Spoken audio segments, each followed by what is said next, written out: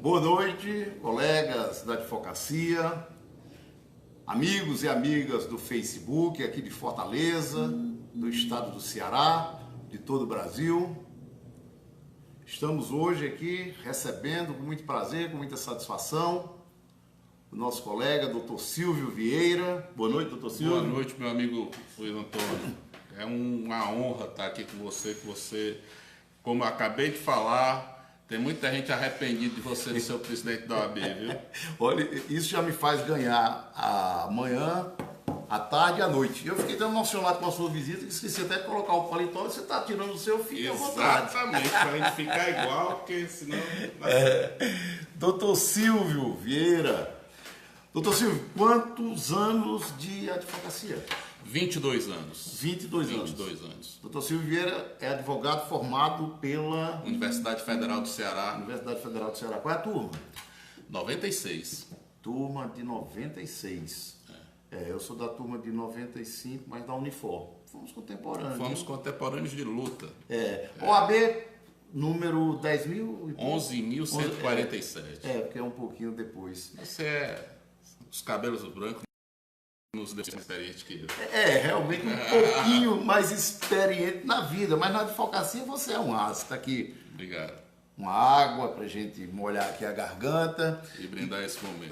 Brindar esse momento, essa amizade a todos, agradecer a atenção dos colegas que nos prestigiam aqui com as suas audiências. Os senhores podem participar. Hoje nós vamos tratar de temas de muita importância, que são temas da advocacia cearense, da advocacia brasileira, notadamente da advocacia criminal, com prioridade, mas outros assuntos. Doutor Silvio, colega advoga em quais áreas? Bom, eu ainda sou da velha guarda, né, que saía da faculdade preparado para enfrentar qualquer problema, né? Eu sempre digo que o advogado é um eterno estudante. Sim. E sempre que tem um processo que não é da minha área, eu aposto muito nas parcerias. Então, né? assim, temos alguns colegas com os quais dividimos os trabalhos para poder satisfazer os clientes, principalmente porque uma das áreas mais importantes e mais promissoras da advocacia atualmente é aquela que a gente chama de advocacia full service, né?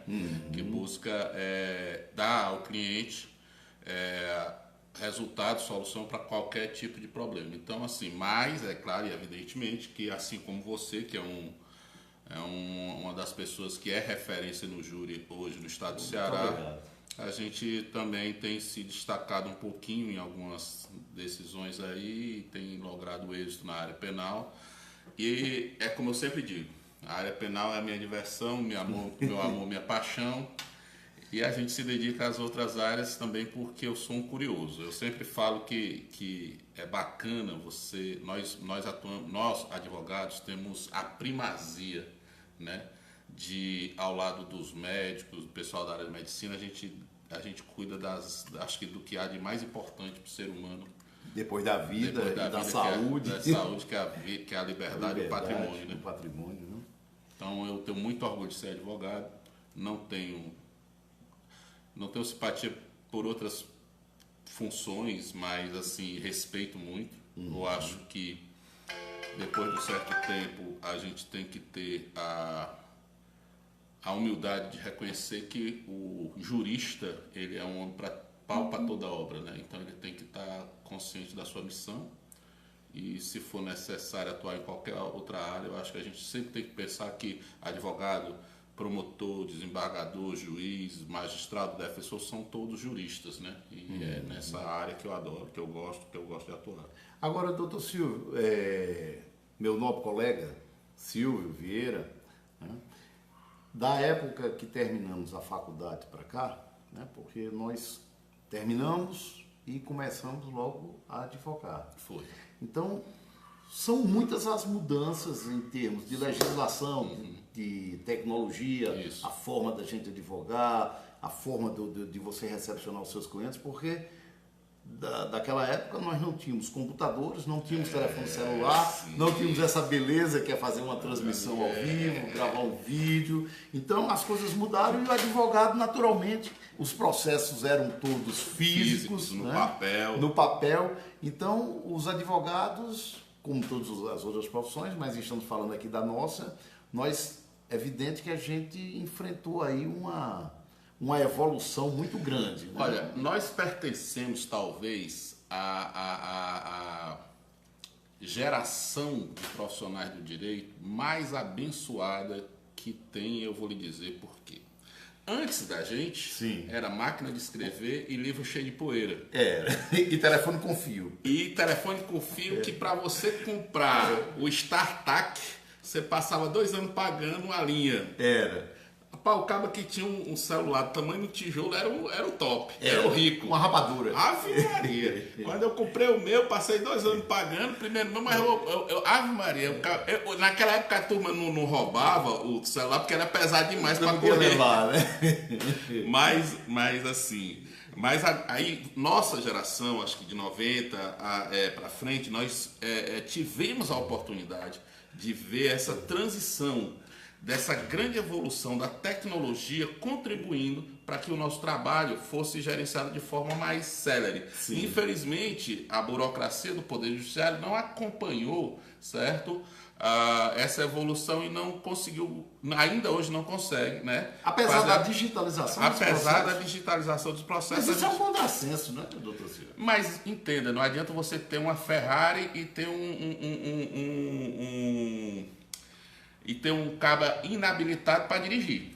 É verdade. Só cumprimentando aqui a nossa audiência, o Diego Menezes, lá no Cariri, Juazeiro do Norte, doutor Hugo Maia Filho, já assistindo, já se manifestando, já inclusive falando aqui, nós vamos comentar depois. Ele diz que a OAB precisa ser reinventada. As pessoas, quando veem advogados, aí fala logo na OAB e nós vamos já falar na OAB, falar sobre diversos assuntos, advocacia criminal, e ele está dizendo aqui, a politização está enfraquecendo a ordem. Depois eu quero que você fale sobre esse tema também. Queremos uma OAB independente, estão falando pela OAB de forma pessoal e não coletiva. A OAB precisa de voz de uma classe e não de ideologias políticas, que eu quero que o colega comente aqui também. Então, você falou que vai ter audiência na Europa, naturalmente a Andréa Maia vai já entrar aí de Portugal nos assistindo, é uma satisfação muito grande e você pode participar. O doutor Silvio vai deixar os contatos também aqui e alguma pergunta, algum interesse de falar com ele tem Facebook, está no nosso Facebook e vocês podem fazer o acesso ao nobre colega aqui agora, questionando o que der para a gente responder, a gente responde. Com certeza. Quero cumprimentar aqui os colegas Carlos Egen, Yuri Pinheiro, Gustavo Godoy, Hugo Maio já falei, Eduardo Mota, Diego Menezes já falei, Moacir Albuquerque também está nos assistindo, Thompson Melo e muita gente boa que já está nos assistindo aí. E eu vou fazer aquele pedido que normalmente se faz na internet. Curta e compartilhe para fortalecer aqui a nossa audiência, para que esse vídeo chegue ao conhecimento de muitos e muitos outros colegas. Mas, doutor Silvio, voltando aqui, o senhor estava falando sobre tecnologia, quero que o senhor conclua o seu raciocínio aí, que você conclua, nosso colega, e me fale também da sua atuação através dos grupos de WhatsApp, que eu sei que você está inserido em diversos grupos, inclusive grupos específicos que existem hoje, de advogados que atuam na área criminal. Nos fale sobre isso, por gentileza. Primeiro de tudo, eu entendo que esse ano é um ano de que a gente tem que fortalecer a advocacia criminal, porque mesmo que, por exemplo, a trabalhista esteja sofrendo com o vilipêndio de tantas garantias e direitos que foram conquistados ao longo do tempo, estamos abrindo mão dessa proteção social que havia na CLT, certo? Em prol de uma política liberalista imposta pelo atual presidente.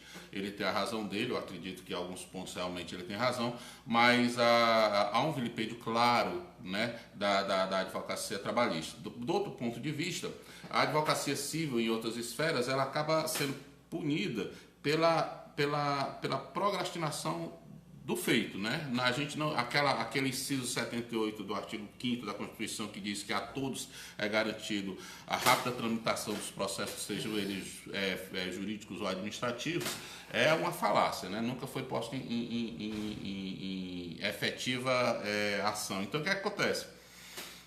Agora, o advogado criminal, certo? Que eu sempre brinco, é uma raça à parte. Nós temos, ao longo da história, nós marcamos a história nas lutas mais emblemáticas. O que é o advogado criminalista? Advogado criminalista é aquele cidadão que, dentro da missão prevista no artigo 133 da Constituição, que diz que o advogado é essencial para a administração da justiça, é indispensável para a administração da justiça, ele é responsável por defender os direitos daqueles que a própria sociedade já os negou. Então, nós hoje temos que ter uma postura e uma visão de que o advogado ele não é advogado de bandido, não é advogado do acusado nem do criminoso. Ele tem que ser um advogado que se posta na defesa da Constituição, na defesa da legalidade, na defesa dos direitos humanos, porque tem muita gente com vergonha de falar essa palavra, esse termo, direitos humanos, e também em buscar, certo, colaborar com o aprimoramento das instituições públicas, principalmente nesse momento no sistema de punição que a gente chama de sistema carcerário. Por quê? Há um equívoco em pensar que só prender vai resolver todos os nossos problemas de segurança pública, quando na verdade o essencial é saber como aquela pessoa que está presa vai sair dali. Ela vai sair melhor? Não, porque hoje a gente tem um sistema aqui no Ceará onde a tortura foi institucionalizada. E eu digo isso porque tenho recebido inúmeras denúncias. Mas isso aí que você está falando é uma coisa muito séria. A tortura foi institucionalizada? Não. A nível de sistema carcerário, pelo que a gente tem apurado, certo? Eu estou apenas pedindo a apuração, mas se isso for verdade, certo? É preocupante porque eu tenho uma Constituição Federal que logo no inciso 3 do artigo 5º diz que ninguém será submetido a tortura ou tratamento cruel. Inclusive é um crime hediondo e imprescritível. É um crime previsto na própria Constituição também como crime inafiançável, imprescritível e suscetível de graça ou indulto. Então o que acontece? Quando eu recebo várias fotos de dedo quebrado, de cabo recebendo lapeada de fio, de cacetete, as famílias dizendo que essas pessoas não estão em acesso à comida mínima, aí há um desrespeito a uma regra internacional, que é as regras de Mandela, que é um tratado internacional subscrito pelo Brasil, certo? Que vai ensejar, se essa apuração chegar à constatação de que isso está ocorrendo no sistema penal, obrigatoriamente teremos que denunciar o Estado do Ceará junto à Organização dos Estados Americanos, a OEA, certo? Por descumprimento dessa regra.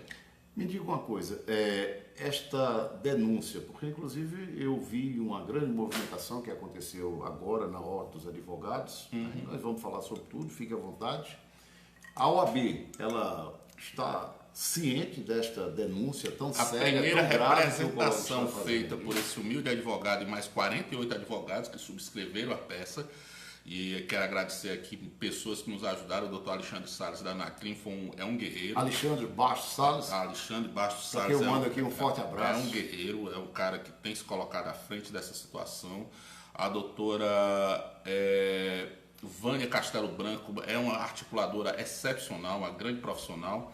E se eu fosse nominar aqui, não é nada não, o que começou com 48 advogados, hoje tem um grupo de 150 advogados subscrevendo todas as ações. E, para nossa alegria, no mandado de segurança que foi interposto junto ao Tribunal de Justiça, pedindo a apuração e o respeito à lei de execução penal, tivemos a graciosa colaboração da Defensoria Pública do Estado, que subscreveu o pedido. A Defensoria Pública pediu para funcionar como amigos vulneráveis. Amigos vulneráveis, porque eles têm a responsabilidade de defender os grupos vulneráveis, nesse caso, os presos. Então, esse mandado de segurança teve pedido de liminar? Teve um pedido de liminar, o doutor Luiz Evaldo Gonçalves Leite, que é o relator, entendeu que os advogados que estavam subscrevendo precisavam de procuração. Eu não entendo, porque assim, eu tenho 48 advogados pleiteando em causa própria. Tem que ter um exercício herculeano de desinteligência para pensar que um advogado vai passar a procuração para ele mesmo. Entrei com agravo interno. Advogando em causa própria. Em causa própria. Qual foi o objeto? Qual é o objeto desse mandado? O objeto primeiro é respeito à súmula vinculante número 14 do Supremo Tribunal Federal, que determina que os advogados, assim como os familiares e o próprio preso, têm direito a saber quais são as motivações da aplicação das sanções, sejam elas administrativas ou penais, dentro do sistema carcerário. O advogado ele tem direito de saber por que o preso foi transferido, ele tem que saber por que o preso está sendo vilipendiado no seu direito de visita, porque, como você sabe, a visita ela não é um benefício. A visita ela está prevista na lei de execução penal, e quem conhece a portaria 1220, no 14 da SEJUS, que estabelece o funcionamento dos estabelecimentos penais dentro do Estado do Ceará, vai ver que lá, além do direito de visita social, o direito de visita íntima também está garantido dentro dos direitos dos presos. Então, o que é que acontece? Eu não estou querendo, e é importante frisar, nós não estamos defendendo, a gente está defendendo o preso? Não. Eu estou defendendo a legalidade. Se a lei mudar, eu vou defender a lei da forma como ela será. Mas enquanto a lei determinar que o preso tem direito à visita, eu não posso tirar o direito, a liberdade, o patrimônio de ninguém sem um processo administrativo disciplinar ou judicial.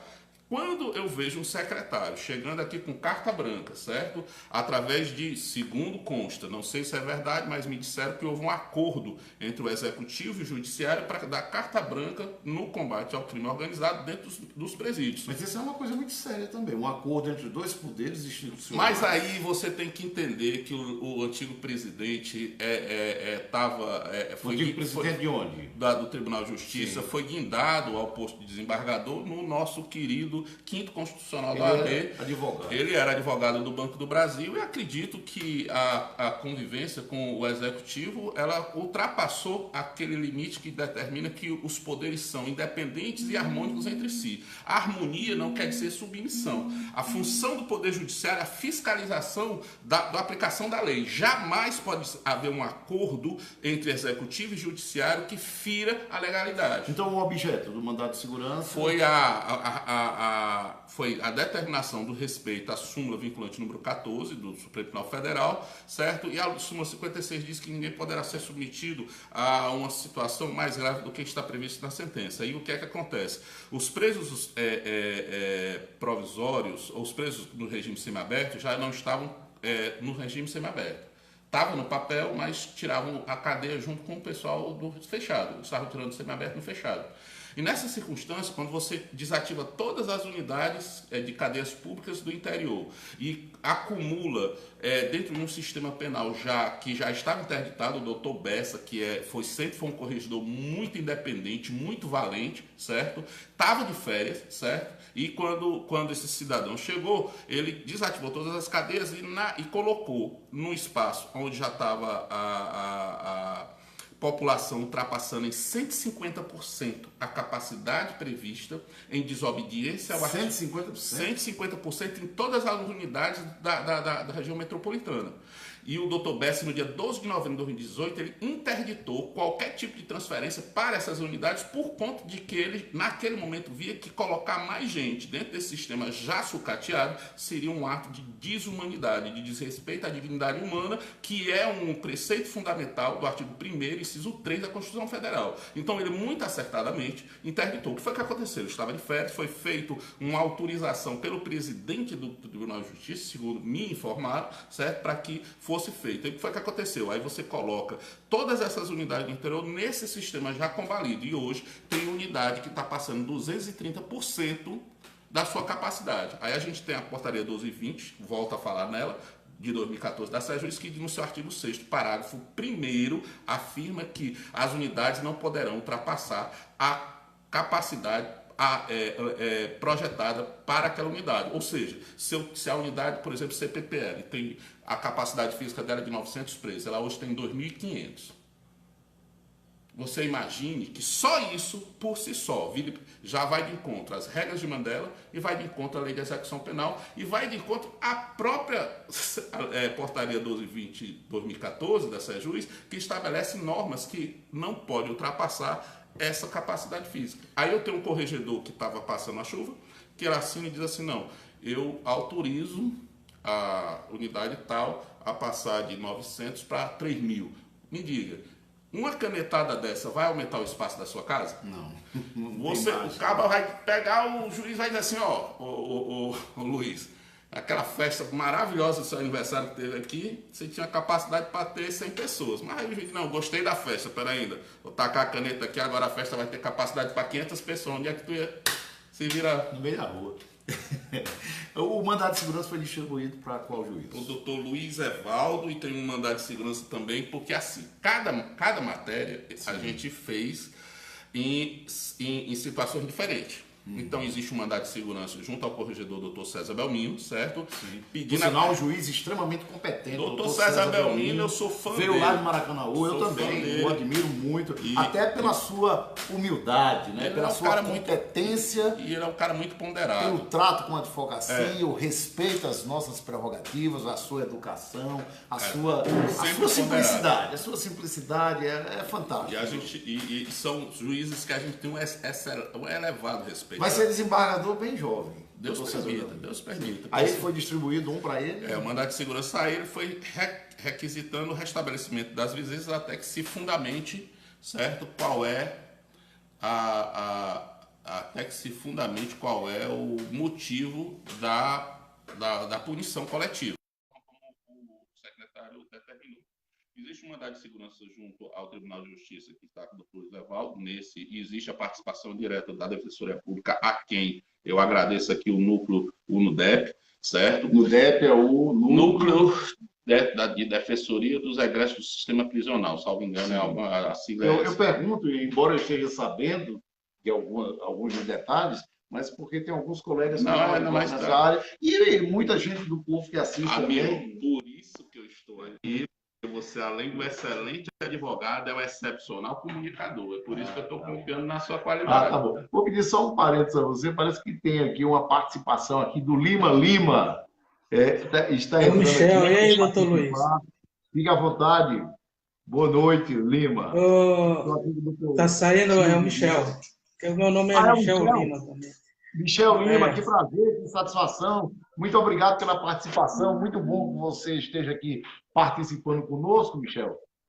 Primeiro porque você tem as suas posições, que são maravilhosas, e também porque é a primeira vez que eu estou recebendo a participação de uma pessoa ao vivo que você está fazendo aí, e isso estimula para que outras pessoas façam também, porque são todos bem-vindos.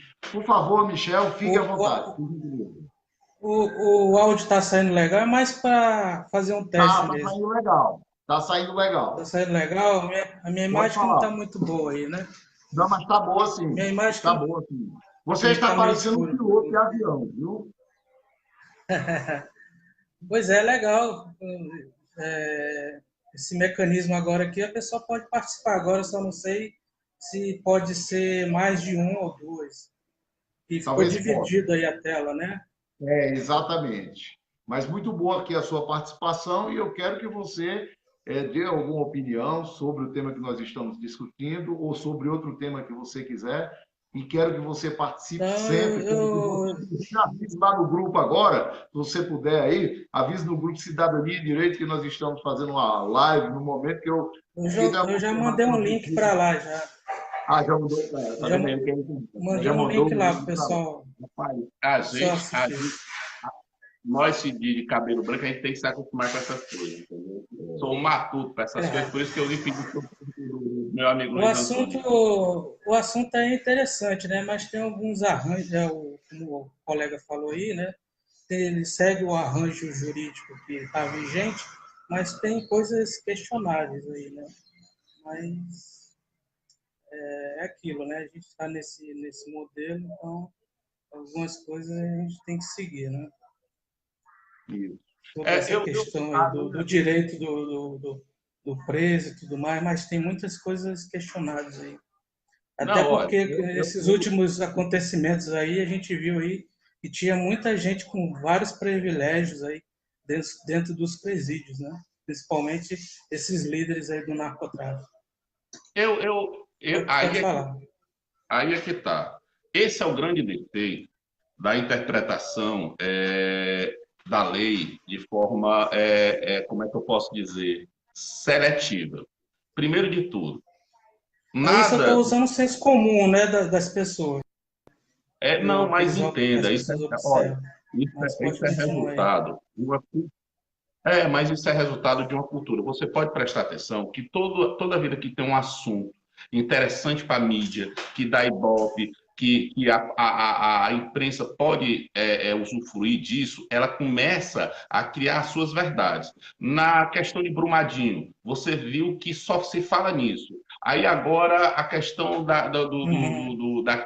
daquele acidente no CT do Flamengo, só se fala disso. E aí a imprensa ela começa a criar algumas verdades, porque sabe, com os seus conceitos, com suas concepções, ela começa a formar uma opinião que acaba se tornando verdade. Isso daí é uma sequência, para quem estuda comunicação social, que ela existe desde a época do Hitler. O Goebbels, que era o chefe da propaganda nazista, certo? Ele sempre pregava que uma mentira falada várias vezes acaba se tornando uma verdade. Essa questão dos privilégios está corretíssima. Na época, havia, segundo consta, né, havia um sistema de privilégios para os líderes das facções. E isso é errado. Todo mundo tem que ser tratado igual. Dentro do sistema penitenciário, para você ter ideia, todos deveriam estar pagando Fora uma que tinha pena. um comércio, desculpa eu interromper, fora que foi ventilado, né, mostrado em matérias, que tinha um comércio lá entre eles, lá, né, os líderes, as pessoas levavam, né, as famílias, televisão, colchão, roupa e tinha um mercado negro lá por dentro, né? Rapaz, Você viu olha, isso aí? e é isso que eu acho. A lei ela tem E que ser. aí agora o governador junto com esse Novo secretário, secretário. eles deram, novo secretário, deram essa limpa aí nessa questão, né? Mas pode continuar. Não, entenda. Tirar a televisão, tirar regalia, tirar fumada de dentro das celas. E Existia também, até em algumas presídios, não, como é que se chama? Eu me esqueci o nome agora, cela. Teve aqui numa cidade metropolitana que tinha até comércio de droga, televisão, TV a cabo, internet. O negócio estava bom para essa eu turma, pelo menos tenho, para eu, esses líderes. eu tenho um livro que eu estou confeccionado chamado A Arte da Guerra para o Direito Penal. E a primeira lição desse livro é o seguinte: você quer construir uma nação que tenha uma possibilidade de prosperidade, a primeira coisa que a gente tem que trabalhar é ética, o conceito de ética. Imagine que se você implanta um conceito de ética mínimo na sociedade, você não vai ter polícia pedindo toco, você não vai ter agente penitenciário facilitando a entrada de droga e arma para dentro dos presídios, você não vai ter possibilidade do crime dentro do sistema carcerário ter esse tipo de regalia. O que existia, ou se pelo menos são as palavras do seu secretário, É o que foi ventilado, desculpa eu te cortar, é o que foi ventilado, né? Eu não estou e aí é que afirmando está. aqui que é A a lei, verdade absoluta.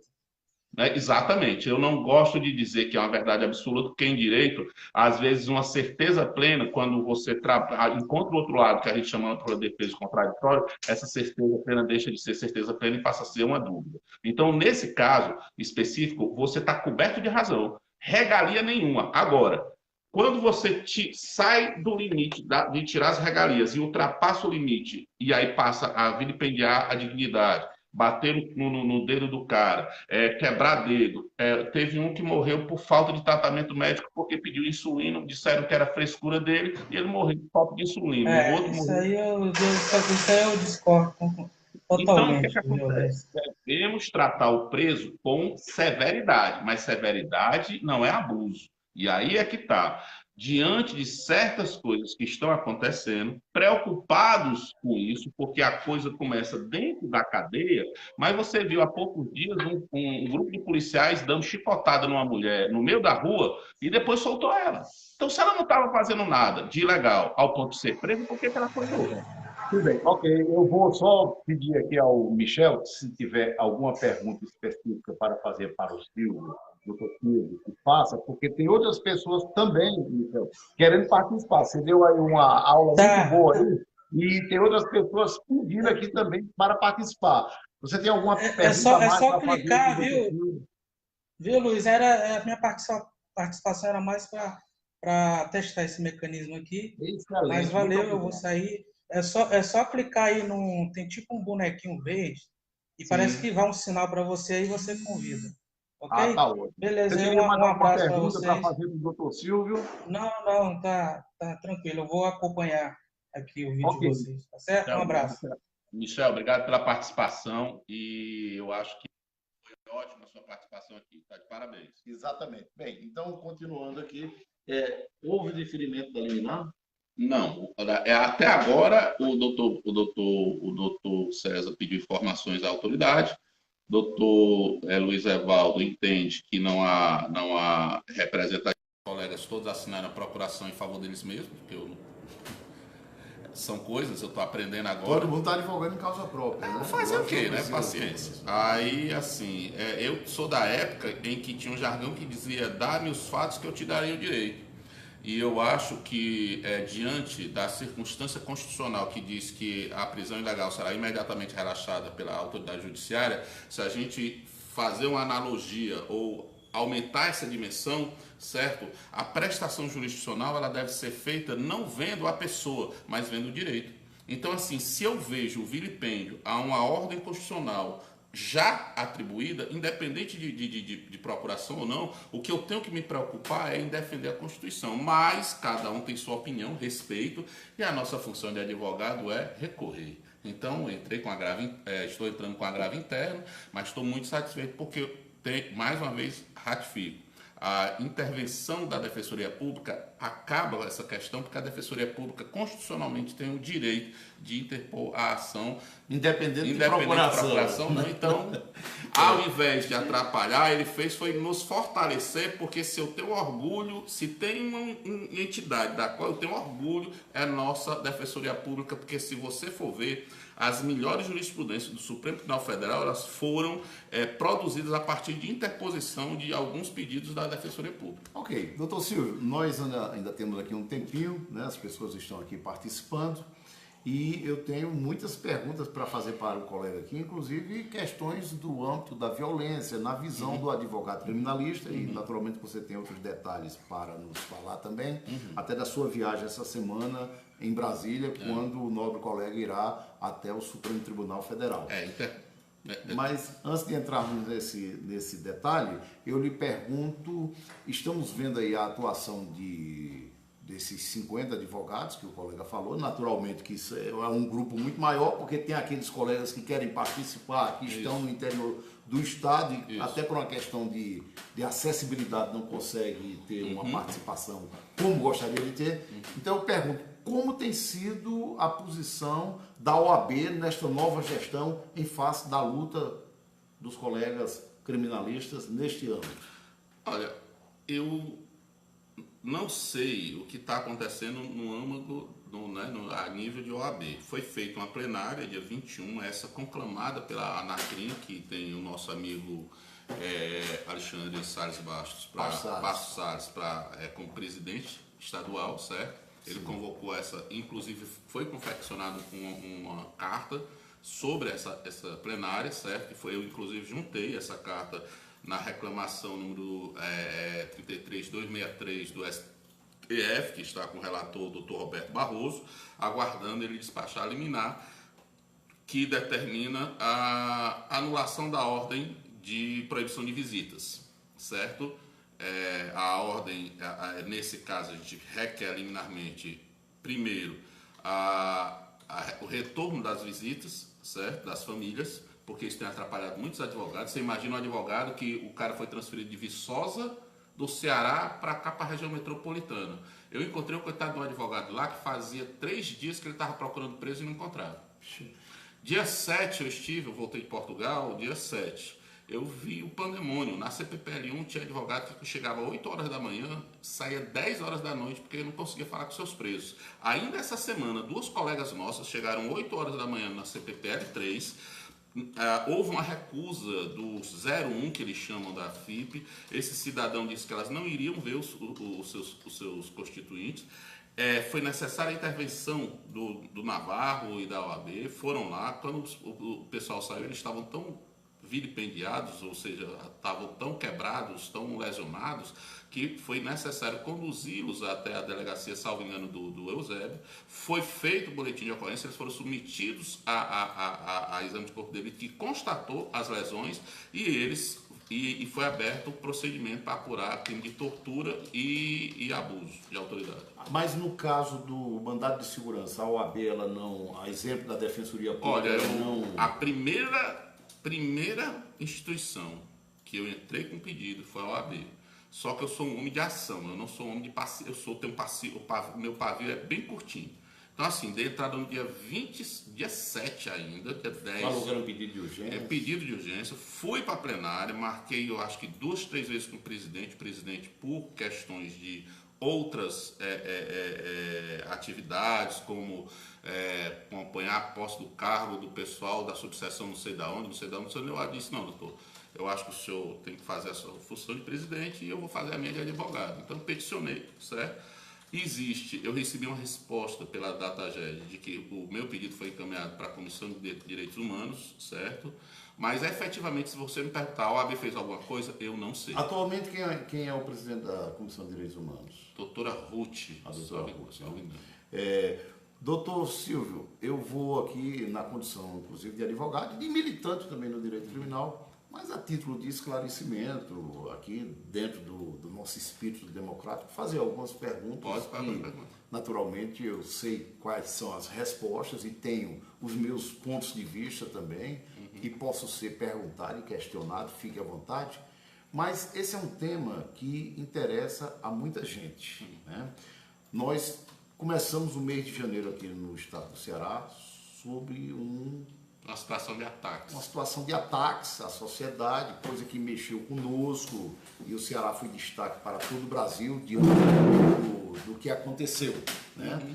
E muito se fala que os ataques foram provenientes das mudanças dentro do sistema penal. A sua opinião sobre isso? Não concordo, eu acho que foi o seguinte. Até então, se falava muito da desgraça que teve em Milagres.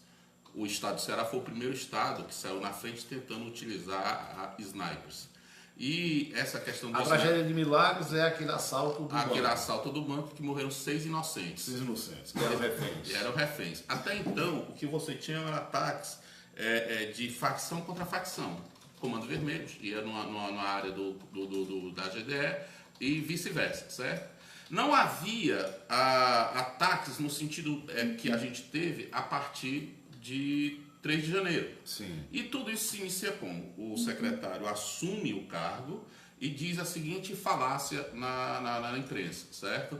Eu não reconheço facções. Vejam bem, o fato dele não reconhecer facções não tem importância nenhuma, porque elas não vão deixar de existir simplesmente porque você diz que não a reconhece. Elas vão continuar existindo, elas existem antes dele e vão continuar a existir depois dele. Porque, infelizmente, por uma leniência, e aí eu concordo com o nosso amigo Michel Lima, como? Nossa lei, ela precisa ser aprimorada. O doutor Sérgio Moro está tentando fazer um pacote de leis ser viabilizado a nível legislativo para aumentar a pressão penal sobre essas atividades criminosas que se tornaram organizadas, mas se tornaram organizadas dentro de uma realidade que existia de leniência daqueles do sistema penal com certas regalias, comunicações e comércio que saía de dentro das cadeias para fora, certo? Dia 3, dia 2, sei lá, quando foi que ele assumiu, ele diz, olha, não reconheço facções. E aí você cria uma reação dessas facções em atentados terroristas. Se você contabilizar, não morreu uma pessoa nesses atentados. Eles estouraram pontes, queimaram viadutos, queimaram ônibus, mas esses atos que eu considero atentado. Mas teve um motorista bem queimado, né? Veja bem, aí é que está. Eu tô falando, tô analisando do ponto de vista jurídico. Não tô, porque se eu deixar me levar pelas emoções, eu acabo me igualando à população. população pode ser tangenciada. Uma população que elege esses apresentadores de programa policial há não sei quantos anos, o cara passa lá não sei quantos anos sendo deputado sem mostrar uma única lei que tenha colaborado realmente para a segurança pública, certo? E depois vai eleito de novo, entenda, o povo, ele é tangenciado para pensar de acordo com determinadas pessoas. Mas vamos lá, vamos analisar. Dia 2 ele diz isso, começa os atentados. Automaticamente o governo disse, olha, está tendo atentado, vamos pedir a intervenção federal. Perfeito? Antes dessa notícia e desses ataques, não havia fundamentação razoável para pedir intervenção, até mesmo porque se cogitava isso antes. E é de se estranhar, sabe por quê? Porque o governador do estado ele é do PT. Antes de ser um partido conhecido pela corrupção do mensalão, o PT se notabilizou durante toda a sua vida pela defesa intransigente de quê?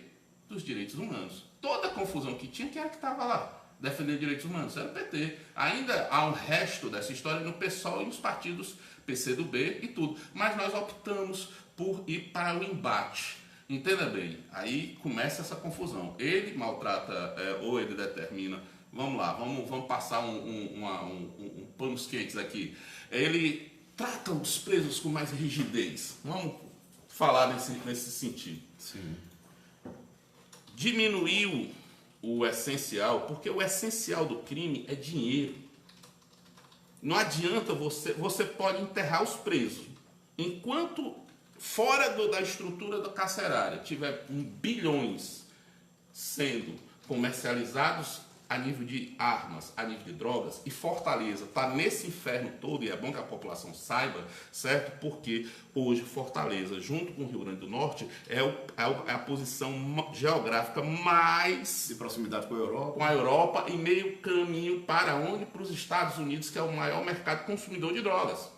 Então tem que ter uma visão geral, porque a visão minoritária eu deixo para os apresentadores do programa policial, porque aí eu não vou nem discutir, porque eles não têm habilidade intelectual para discutir nesse nível.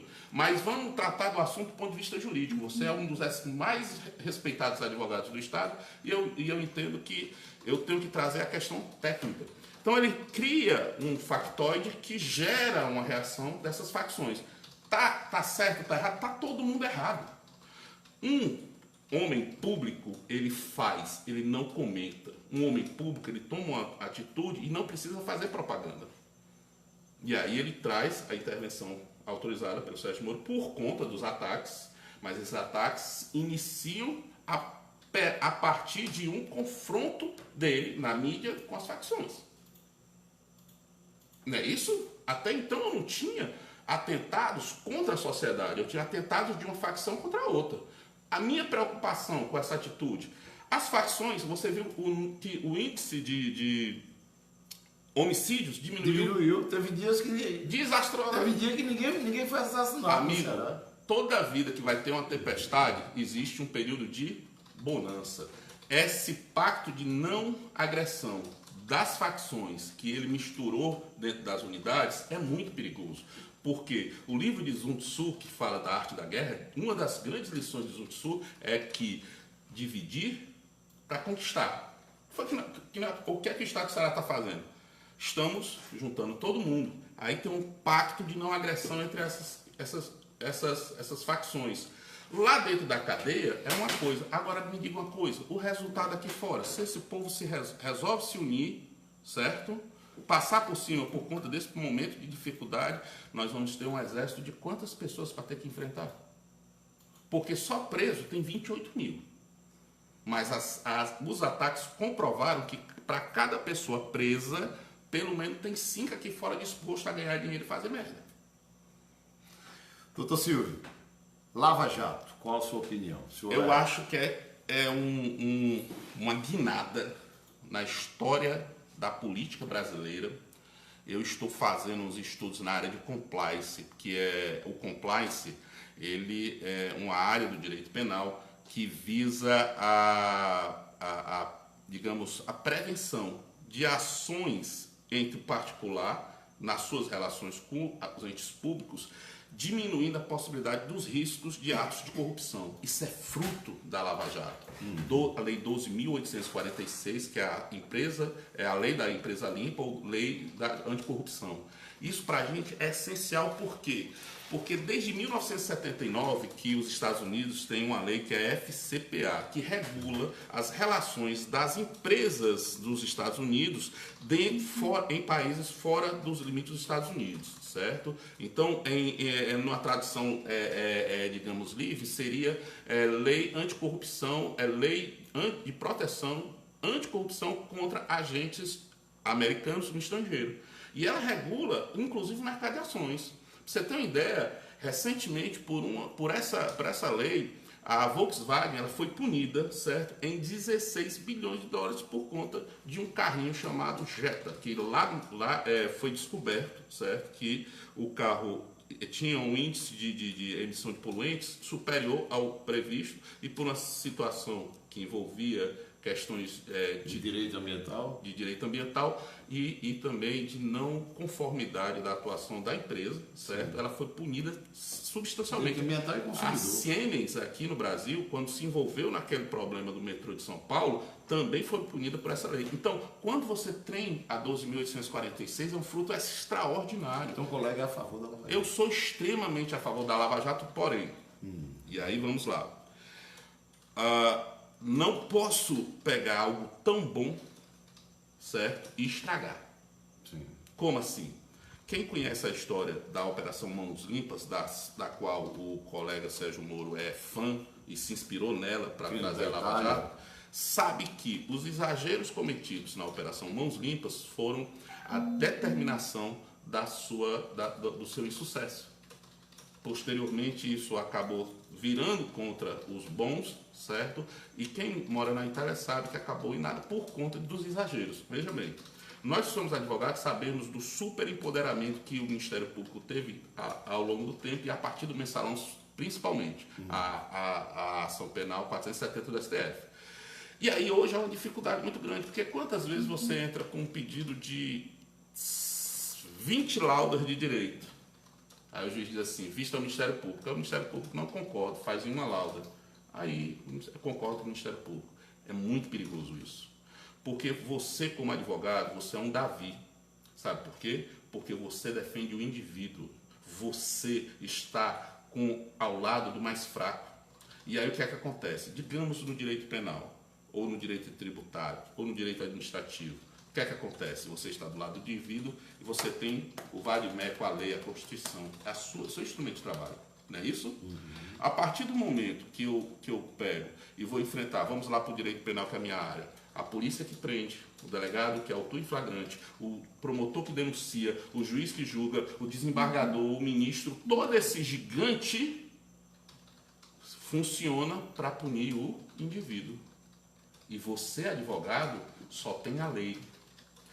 Nessa relação, se você, advogado, não tiver como fazer com que a lei seja respeitada, essa briga Davi nunca vai vencer. A posição do presidente da OAB federal em se manifestar favorável ao fim da Lava Jato. Primeiro que ele errou totalmente, porque a OAB não é dele, né? A OAB é nossa. Toda a opinião de um presidente, o presidente nada mais é do que o gerente da organização.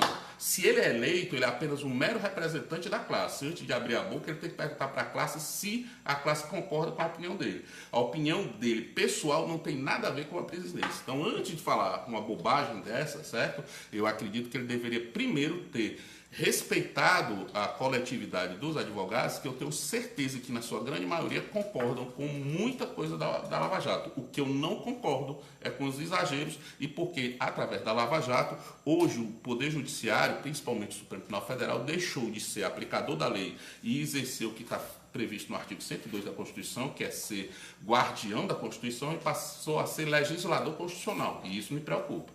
Porque a partir do momento que as instituições da democracia, o Poder Executivo, Judiciário e Legislativo ultrapassam os limites da sua função, nós estamos começando a desestruturar a democracia. Eu pedi, inclusive, eu acho que foi a primeira representação no Conselho Federal, foi minha pedindo a abertura de um procedimento contra o presidente da OAB, eu inclusive. vi, e você está muito certo, corretíssimo. Eu acho que você é um cara que representa efetivamente os anseios da advocacia militante. Existe o advogado de política, que são os que são mais bem sucedidos das suas situações, mas existe uma representatividade necessária do advogado que milita, que sente na pele as dificuldades do dia a dia. E nesse ponto, aí eu vou falar o que eu vi muita gente dizendo, você me representa, ou seja, Muito obrigado. você demonstra sintonia com a opinião de nós, advogados. A gente tem que quebrar essa cultura equivocada de que o advogado está na defesa de tudo, todos, por qualquer coisa. Não é assim que funciona. A postura do verdadeiro advogado, consciente da sua missão, é defender a lei a todo custo e a todo preço. Se advogado tiver medo de defender a lei, faço minha as palavras de Sobral Pinto. A advocacia não é profissão de covardes. E, inclusive, agradecendo a deferência à minha pessoa, eu até me arrisco a dizer o seguinte, que o colega não é dono da verdade, nem eu, mas eu até me arrisco a dizer que quando o presidente do Conselho Federal da OAB diz que é contra a OAB e que, vamos supor que ele empreenda esforços contra a Lava Jato e empreenda esforços para que ela acabe, eu creio, inclusive, que ele está trabalhando contra a própria advocacia, porque a partir do momento que você tem um instrumento que apura corrupção, naturalmente que isso é um mercado, notadamente para a advocacia criminalista. Agora, eu faço como o João Luiz da Atena, que é da TV, será que eu estou errado? Eu acho que... Acho que ele restringe um mercado para a advocacia. Olha, eu tive... Depois de 22 anos, minha mulher me convenceu a tirar férias. Eu nunca tirei férias. Eu vi sua viagem na Europa. Parabéns. E o que é que a gente percebe? Não existe advocacia criminal como tem aqui na Europa. Por quê? Porque a grande dificuldade que o povo tem lá é financeira. O que foi que eu tirei dessa lição? Nós somos camaleões. Hoje, se Deus nos abençoasse com um país perfeito, se Deus nos abençoasse com um país que tivesse paz, segurança pública, saúde, se tivéssemos um país onde a corrupção não começasse lá em cima, péssimo exemplo, que é o péssimo exemplo, nós temos um ex-presidente preso, no qual eu votei várias vezes, no qual eu depositei minha esperança. Eu também. Quando esse cara foi eleito, eu chorei, eu era um adolescente, eu chorei de alegria, mas, entenda, existem situações que o povo faz valer sua vontade. A Lava Jato é isso. A Lava Jato é a vontade de um povo que já estava cansado de ser palhaço. De ver tanta corrupção e não ver nenhuma luz no final do túnel. Então o que acontece? Houve uma guinada substancial.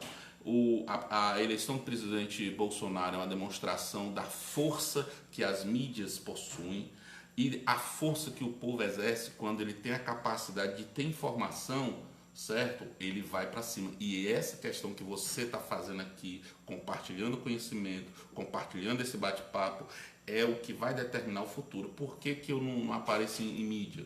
Porque eu respeito muito mais uma situação como a sua, onde há uma verdadeira publicidade de informações livre e que não sofre qualquer tipo de censura ou de manipulação, e aí eu confio, certo? Porque eu já tive convite de outras pessoas me pedindo entrevista, mas por que eu preferi vir primeiro no colega? Muito obrigado. Por conta da confiança que você me passa ao ter essa liberdade. É verdadeira. E você, durante toda a campanha, foi uma campanha de valores mínimos, limpa, honesta, diferentemente de situações que a gente está vendo agora, e aí minha crítica aos colegas que se venderam por R$600, certo? Para os colegas que ainda estão por receber seus honorários, olha, se para um cidadão comum a dignidade é importante, para o advogado ela é muito mais importante ainda, sabe por quê? Porque vivemos do mundo da ética. Tudo que é lei vem da ética. Tudo que é norma vem da ética. E se o advogado não tem ética, ele deve procurar outra profissão. Ok, doutor Silvio, nós já estamos chegando ao final do nosso programa, já vamos fazer 1 hora aqui de transmissão. e eu sei que o senhor tem os seus compromissos, inclusive recebendo muitas ligações de clientes aqui, lhe procurando pelo grande advogado que é, não somente criminalista, mas eu ainda tenho 3 pontos que eu quero a opinião do colega. Pois não. Em primeiro lugar, nós estamos vendo na imprensa, né, a opinião do advogado criminalista. Esse final de semana, as câmeras hoje, esse mundo que nós vivemos, tudo é filmado, tudo Graças a Deus. Gravado. Graças a Deus, nós não temos a agradecer, né, que não temos nada a esconder. E em uma manobra no trânsito, em marcha lenta, no estacionamento de um posto, o sujeito no quarteirão da casa dele desceu do carro com a arma em punho, foi lá e matou o motorista do outro carro. Você viu essa cena? Em menos de 15 segundos ele fez isso, com 2 tiros. Depois a polícia foi apurar, a esposa dele é uma advogada, ele se trancou em casa, foram 6 horas para fazer a prisão dele, a esposa é advogada, e ele se disse atirador. Vão até verificar se isso é verdade, se ele tem licença para o porte e para a posse da arma, mas infelizmente uma cena constrangedora que nos deixa muito triste. É a opinião do colega sobre um fato como esse, de se tirar a vida de um cidadão, de um trabalhador, um taxista, um pai de família, de uma forma banal, irracional, incompreensível. A opinião do colega. Amigo, externando minha opinião, pelo que você está dizendo, eu não vi essa. Mas vai ver, porque está circulando aí. O que eu posso afirmar é o seguinte: qualquer situação, certo? Onde um ser humano retira a vida de outro ser humano, não é de graça e não é por coincidência que a parte especial do Código Penal ela é inaugurada com a proteção à vida, artigo 121 e seus conseguintes. Me preocupa a possibilidade da autorização do porte de arma ser flexibilizado, como a posse já foi, né? Como muitos estão prenunciando. Desejando. Uma situação como essa, o agressor pode ser um cidadão. Se tiver bêbado, se tiver com um problema em casa, se tiver uma situação de desequilíbrio momentâneo, a arma ali na mão, ela não lhe dá a oportunidade de pensar. Esse é o grande problema. E aí, depois que o cara desgraça a vida de uma família, porque é um pai, certo? Por mais que ele se arrependa, por mais que ele pegue 100 anos, aquela vida é mais importante do que qualquer condenação. E a vida não volta. Não volta. Então, assim, a minha opinião sobre um aspecto desse é simples. Existem 2 pessoas que morrem. O que morre e aquele que, se for denunciado, e eu acho errado, eu não sei o que foi que houve assim, em relação à questão da colega advogada, mas eu entendo o seguinte: nós podemos ensinar pela palavra e pelo exemplo. Eu prefiro ensinar pelo exemplo. Se eu errar, certo? E eu já tive várias oportunidades de estar errado, dizer, olha, eu estou errado, você tem razão, pode, né? Então, o que é que acontece? A gente tem que ter uma postura 100% limpa. Então, o que é que eu penso? Numa situação dessa, vai pagar pelo que fez, só que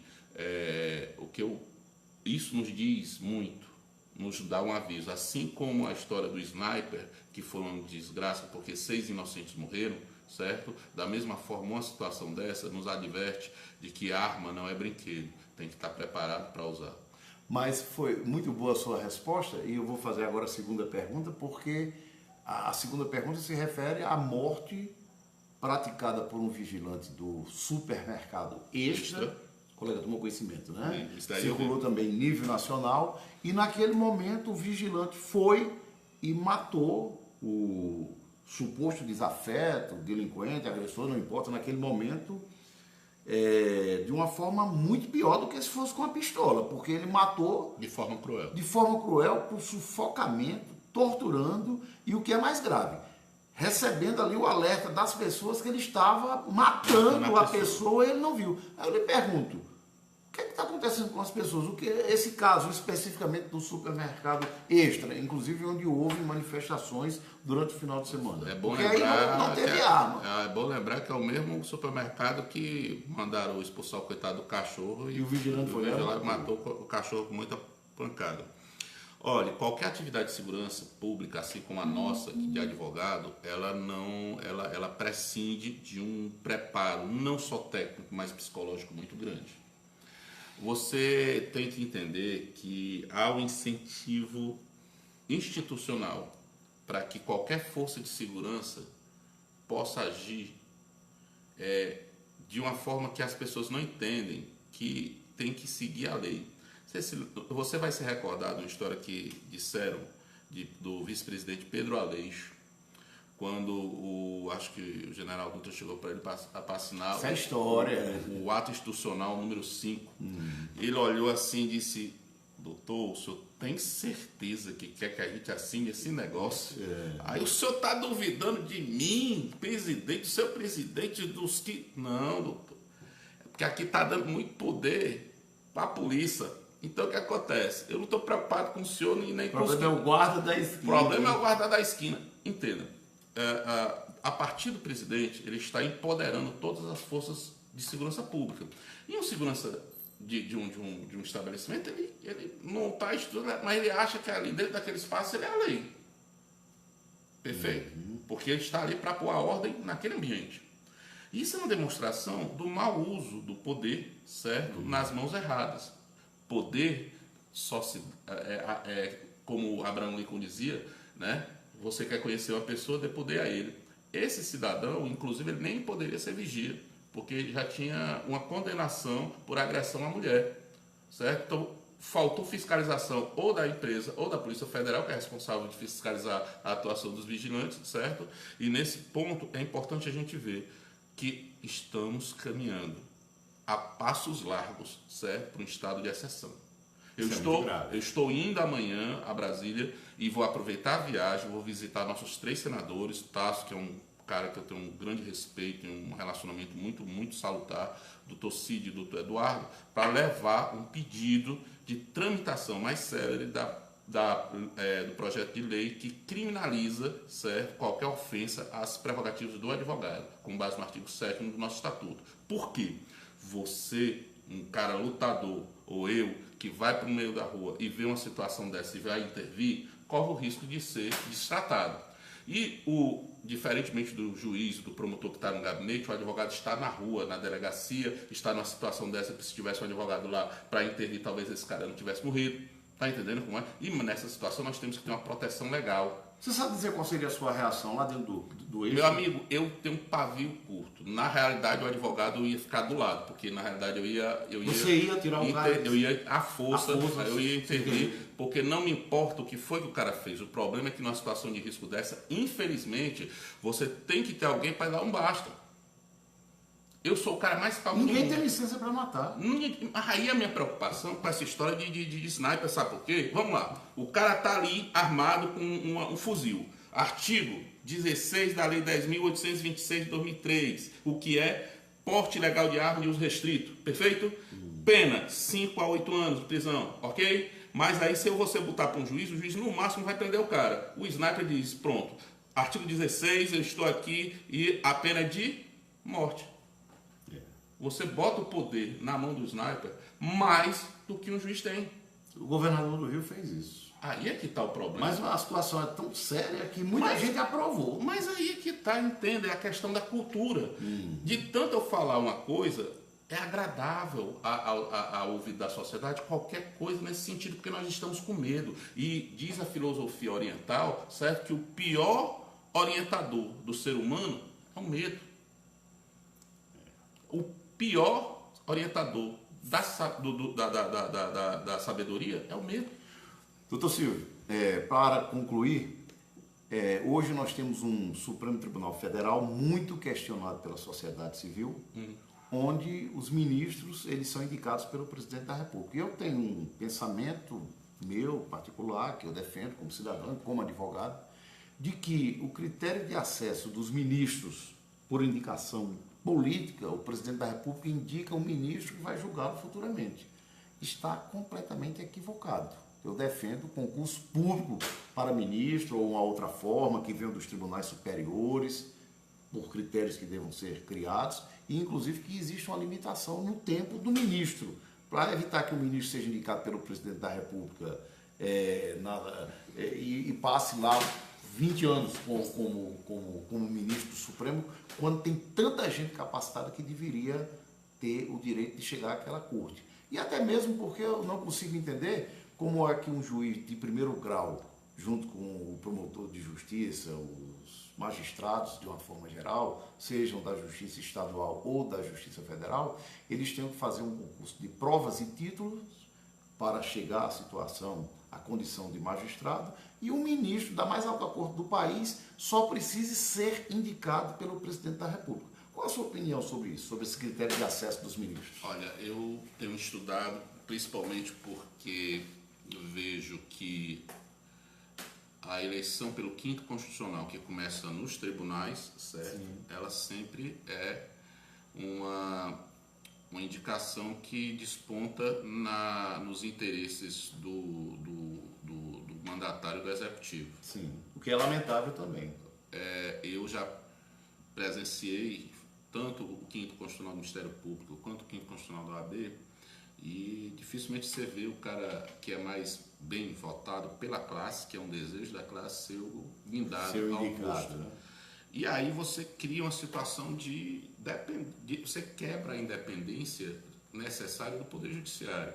A sistemática do quinto constitucional é para criar um sistema de freios e contrapesos, certo? Nas opiniões que formam os colegiados dos tribunais. Em se tratando do Supremo Tribunal Federal, eu acho que, infelizmente, certo, nós estamos sofrendo com um ativismo judiciário, certo? Porque, graças ao mensalão, e quando você prende um presidente da República, você começa a perceber que o seu poder pode incidir noutros poderes, certo? E isso daí é muito perigoso, sabe por quê? Porque, se você observar, hoje o Supremo Tribunal Federal saiu dos limites da sua função constitucional prevista no artigo 102 da Constituição Federal e passa a ter uma importância, uma relevância política muito grande, certo? E aí eu concordo com você que o critério para se colocar uma pessoa num cargo tão importante não pode ser político, ele tem que ser o critério da meritocracia. Eu convivo com os desembargadores aqui, eu tenho um imenso respeito pela história daqueles que chegam pelo merecimento e antiguidade. Sinceramente. Até mesmo que a antiguidade é um merecimento. É um merecimento e eu acho assim que às vezes eu vejo a situação de uma pessoa que nunca foi magistrado, nunca passou as dificuldades que os nossos magistrados já passaram e passam. Os magistrados do estado de Ceará trabalham muitas vezes com o seu pessoal todo emprestado pela prefeitura, tá entendendo? O valor do salário do magistrado não é nem de longe um valor que possa suprir a quantidade de necessidades que um magistrado no interior, por exemplo, vai ter para bem administrar aquela comarca. Muitos juízes querem trabalhar sem ter condição. Na menor condição. Então, o que é que acontece? Eu entendo o seguinte, nós estamos vendo o resultado dessa situação que você colocou, ou seja, a indicação política dos ministros está fazendo, sabe o quê? Trouxe para nós a insegurança jurídica. A gente não sabe o que é que vai ter. Tem um time de 5 pensando de um jeito e um time de 5 pensando do outro. Aí o que é que acontece? Você tem que rezar e acender uma vela para ir para a turma certa. Isso é uma insegurança jurídica que o Supremo Tribunal Federal não poderia gerar e está gerando. A sua viagem agora a Brasília essa semana se estende ao Supremo também? Amanhã estarei no Supremo Tribunal, estarei fazendo uma sustentação no STJ e antes e findo essa minha atividade, vou tentar ver se consigo visitar o Supremo Tribunal Federal para ir ao gabinete do ministro Roberto Barroso para cuidar dessa situação. Essa situação aqui do sistema carcerário, né? Sistema carcerário, porque existe uma outra ação lá. A reclamação por descumprimento de preceito fundamental da súmula vinculante 14. De autoria de quem? A súmula Não, digo a ação, é de autoria do grupo. Não é. Do mesmo grupo. Do grupo. Na realidade, eu sou apenas. Porque assim, eu acho que como eu falo demais, o pessoal, para quem vai é tu. Entendeu? Na realidade, é um trabalho feito por mais de 50 advogados, os quais eu tenho um grande respeito e uma grande gratidão por me permitirem representá-los nessa luta, certo? E também dos colegas do interior. Na realidade, eu nem sou muito de me meter nessas coisas, mas quando eu vi advogado sofrendo, advogado passando o dia no presídio, advogado vindo do interior sem saber nem para onde ir, família sem saber se o marido está vivo ou está morto, aí eu disse, não, pera ainda, eu tenho 22 anos de advocacia, e eu tenho que agradecer a Deus de alguma forma. É a hora de eu me juntar com meus colegas. Eu estou aqui com você porque você é uma referência, é a única oposição sincera que existe hoje nesse grupo que existe aí. Eu entendo que você é uma pessoa que merece, e eu acho que muita gente vai estar arrependido de você no seu atual presidente, porque eu acho o seguinte, a omissão é a pior espécie de covardia, e eu acho que nós temos que nos posicionar. Concordo com muita coisa que o secretário está fazendo de reorganizar, mas também eu tenho que ter a minha responsabilidade como advogado. Se ninguém fala, o Ministério Público está calado, o Poder Judiciário está calado e humilhado, diga-se passagem, porque quando ele desativa as unidades das cadeias públicas do interior e joga todo mundo dentro de um complexo que já estava com portaria do Poder Judiciário interditando, ele acaba mostrando que está humilhando, o Judiciário hoje está submisso a um secretário de Estado. Doutor Silvio, atualmente o escritório funciona onde? Hoje eu tenho a honra de compartilhar minha atividade com o Dr. Delano Cruz, que muito me honrou com o seu convite de participar da sua equipe. Doutor Valmir Medeiros está por lá também? Doutor Valmir Medeiros, que vai fazer um curso agora, né? Vai ter um curso preparatório para as escolas militares e é um dos caras mais inteligentes que eu conheço. Doutor Zé Maria de lá também? O Dr. Zé Maria está trabalhando no Rio Grande do Norte, né? Mas é nosso parceiro. O doutor Delano nos permitiu que fizesse o seguinte: a gente tem um grupo, doutora Mara Caldeira, doutora Isabel, doutor Valmir Salles B. Filho, que não é o Valmir Medeiros, e a gente está atuando da seguinte forma: nós estamos ampliando as parcerias, certo?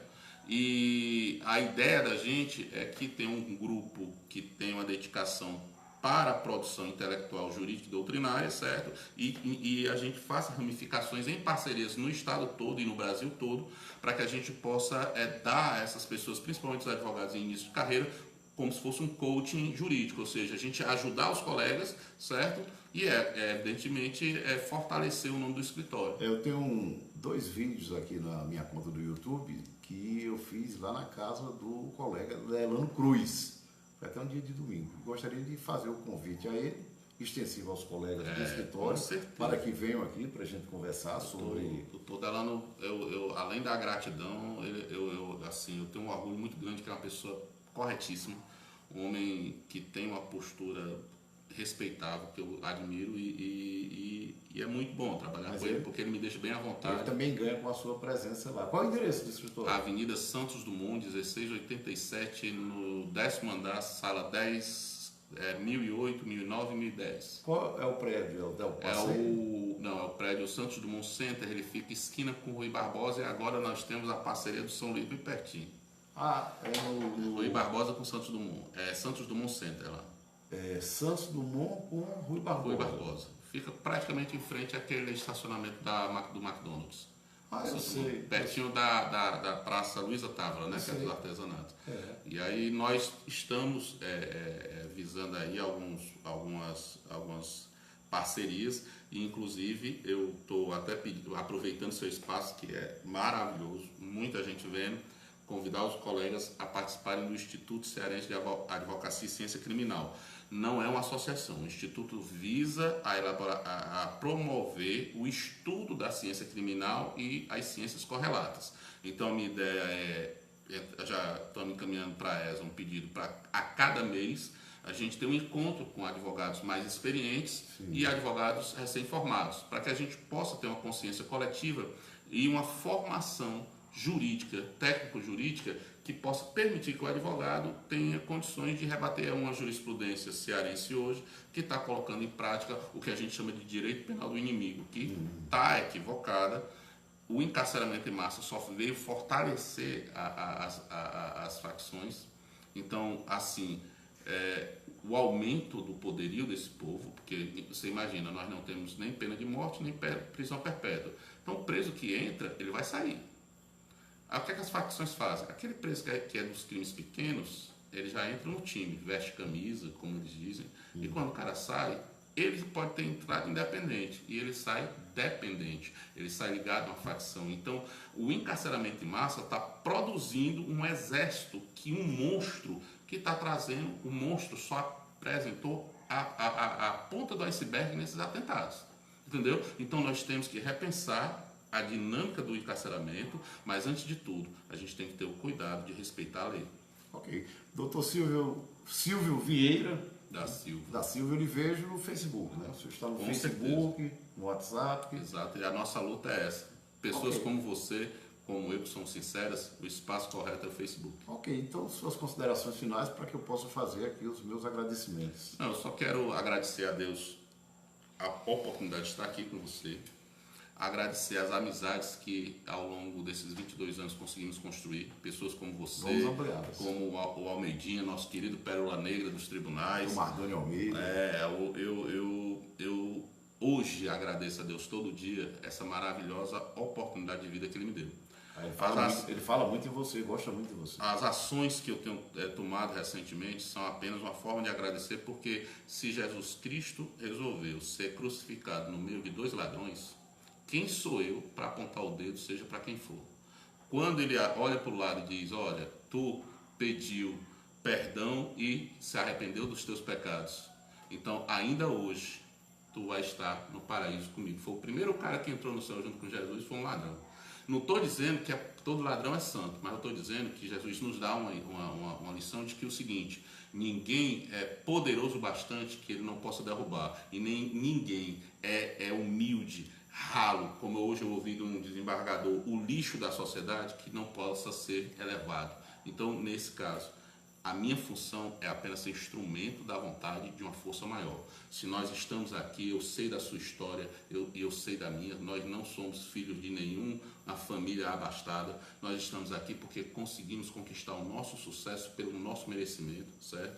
E a forma de a gente agradecer é fazer da nossa profissão uma missão, não digo divina, mas constitucional, de colaborar com a boa administração da justiça. Essas são suas considerações finais. Eu peço para que o colega faça aqui um apelo para a advocacia, para as pessoas que estão nos ouvindo no momento, para a gente depois pegar esse vídeo e reproduzir. Amigo, venha se juntar com a gente. Não se acanhe, participe desses debates maravilhosos que o Luiz tem proporcionado. É um espaço que nós temos que fortalecer. Eu gostaria que vocês fizessem o seguinte: vamos chegar a 5.000 visualizações desse cara. Vamos fortalecer quem nos dá voz e quem nos dá a oportunidade de conversar. Muito obrigado. Então chamo os colegas para participarem, verem esse vídeo, compartilhar esse vídeo e mais ainda, os vídeos que virão, participem, porque esse espaço merece nosso respeito. E com relação à sua luta, o motivo pelo qual o colega esteve aqui hoje trazendo aqui as informações do mandado de segurança e da ação de descumprimento de preceito fundamental. Todas as ações visam exclusivamente fortalecer a advocacia criminal. Esse ano eu já coloquei na minha cabeça que eu não sou candidato a nada, não quero ser presidente de OAB, não quero ser nada. O que eu quero ser é um instrumento, um advogado que vai lutar incessantemente para a defesa das garantias e das prerrogativas do advogado criminal. Então, convido aos colegas a participarem com a gente, estou aberto a qualquer crítica, porque a crítica sincera e construtiva é muito melhor do que aquele afago mentiroso. Então eu peço a vocês que nos ajudem a fortalecer a nossa classe, porque eu tenho muito orgulho de ser advogado criminal. Ok, e eu agradeço aqui a Deus em primeiro lugar também, e ao meu colega Dr. Silvio Vieira da Silva, aqui por ter participado hoje aqui deste nosso encontro, aqui com essa transmissão ao vivo. O vídeo vai ficar aí, vocês podem curtir e compartilhar. Agradeço a todas as pessoas que nos acompanharam aqui, até o Michel Lima que participou e muitos que passaram por aqui, Angélica Queiroz, Nádia Menezes, Ronaldo Casimiro, Tassiano Quariguazi, deve ser parente do Pedro Antônio Quariguazi, que eu me lembrei dele hoje, que nós tínhamos umas ações, e eu vendo hoje alguns processos antigos, e o Pedro Antônio Quariguazi nos deixou muito cedo.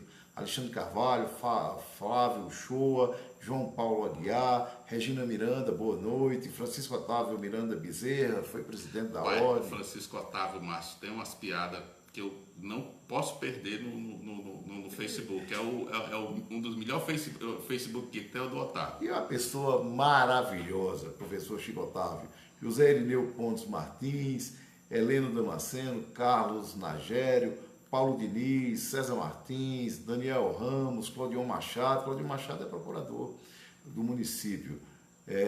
José Flávio Moreira Gonçalves, Rodson Holanda, Eveline Alves, Antônio Luiz Paiva, Linda Vasconcelos Dantas, Diego Lopes, Cauê Fonteles, Sandra Diniz, Eudivânio Pinheiro, Lima, que é o Michel, Pedro Ítalo, Alice Teles, Edson Lopes, Carlos Abreu, Gideone Gomes, Ademar Rodrigues Silva, Eli Paixão, Gustavo Godoy, Ricardo Guimarães, Andréa Maia de Portugal, bem que eu falei, hein? Andréa Maia, Natividade Rocha, Yuri Pinheiro, e Hugo Maia, Eduardo Mota, Thompson Melo e muitos outros que nos assistiram e que ainda vão nos ver. Muito obrigado a todos, um forte abraço, fiquem com Deus.